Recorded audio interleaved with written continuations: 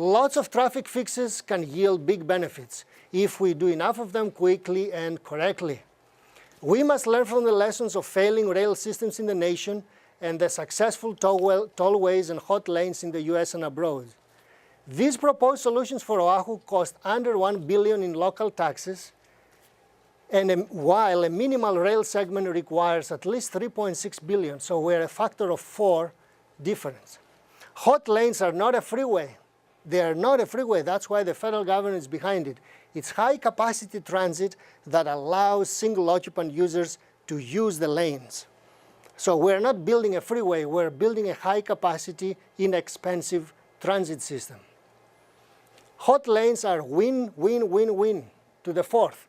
It's transit for buses and van pools for commuters, for freight. Where are you going to put containers on the rail line? Yeah? Taxpayers. And of course, let me not talk about emergencies, like evacuations. How are you going to evacuate in rail? Nobody evacuates in rail. In fact, they close the stations because they flood. Lessons from rail, it depends heavily on those who do not use it. The 98% who doesn't use it pay for it, okay? It's useless for freight deliveries and emergencies. It's least capable of getting people out of welfare. If you don't believe me, check for research from the University of Arizona, UCLA, and Berkeley. Buses are the best to get people out of welfare because they go everywhere they can find a job. Rail goes only to 16 to 20 stations. You cannot find a job around 20 stations. So this is proof positive. You can search for it. Smart growth, it's really social engineering. Quite a few people have said that.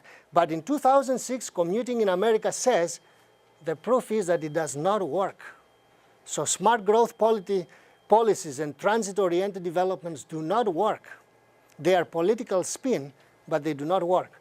In fact, TOD is subsidized housing for the upper middle class. That's what it is.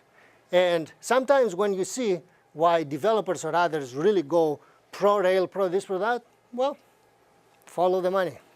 There is a lot involved. The interesting thing about the hot lanes is that it will be an immediate solution, as opposed to rail that expects a quadrupling of development in order for it to get some riders. That's one part of the answer. The second part is that it doesn't matter how many additional lanes you have. We are so lane deficient, as you noticed from my slide at 1.5, that our #1 priority is to add some lanes somehow. We're so desperate for street capacity.